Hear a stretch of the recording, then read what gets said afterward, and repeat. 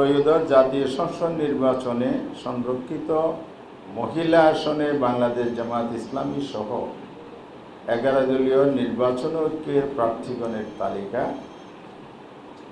1. নুরুন্নিসা Siddika, secretary, কেন্দ্রীয় মহিলা বিভাগ, বাংলাদেশ জামাত ইসলাম। 2. মার্জিয়া বেগম, সহকারী সেক্রেটারি, কেন্দ্রীয় মহিলা বিভাগ, বাংলাদেশ জামাত ইসলাম। 3. অ্যাডভোকেট সাবিকুন নাহার মুন্নি, আইন ও মানব সম্পদ বিভাগীয় সেক্রেটারি, বাংলাদেশ জামাত ইসলাম। 4.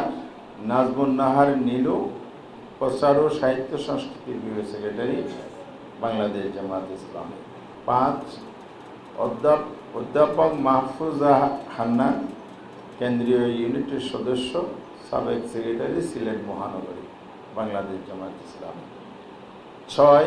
সাজেদা সামাদ, কেন্দ্রীয় মজলিস শুরার সদস্য ও বগুড়া অঞ্চল পরিচালিকা, বাংলাদেশ জামাত ইসলাম।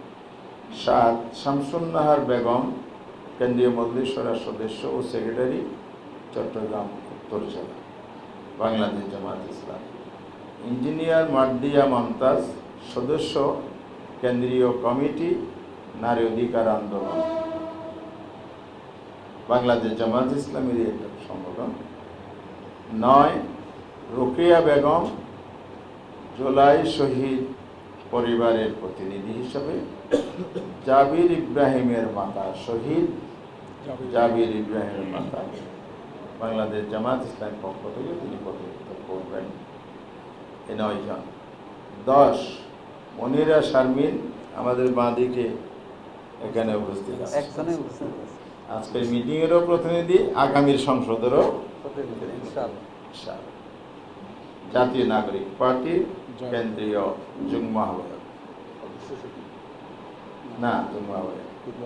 ডাক্তার মাহমুদ আলম মিঠু, কেন্দ্রীয় যুগ্ম সদস্য সচিব, জাতীয় নাগরিক পার্টি। ব্যারিস্টার তাসমিয়া প্রধান, সভাপতি, জাকপা, জাতীয় গণতান্ত্রিক পার্টি। ইঞ্জিনিয়ার মাহবুবা হাকিম, বাংলাদেশ খেলাফত মজলিস। এই হলো 13 জনের তালিকা।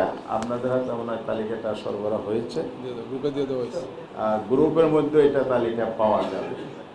তো সব মিলে আজকে আমরা যে উদ্দেশ্যে আপনাদেরকে আহ্বান করেছি, প্রধানত কীভাবে নমিনেশন আমরা দিয়েছি, আসন বন্টন করেছি, কীভাবে আমরা এই নামগুলো চূড়ান্ত করেছি এবং নামগুলো কারা কোন দলে কীভাবে মনোনীত হয়েছেন আমরা সেটা এখানে তুলে ধরলাম।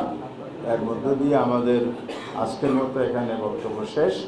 ইনশাআল্লাহ আগামীকাল নির্বাচন কমিশনে ওনারা যখন দাখিল করবেন সেখানে আরও সুস্পষ্ট হয়ে যাবে। ইলেকশন কমিশনে তাতে যখন প্রোফাইল সাবমিট হবে তখন বিস্তারিত সব কিছু সেখানে আমরা পেয়ে যাব।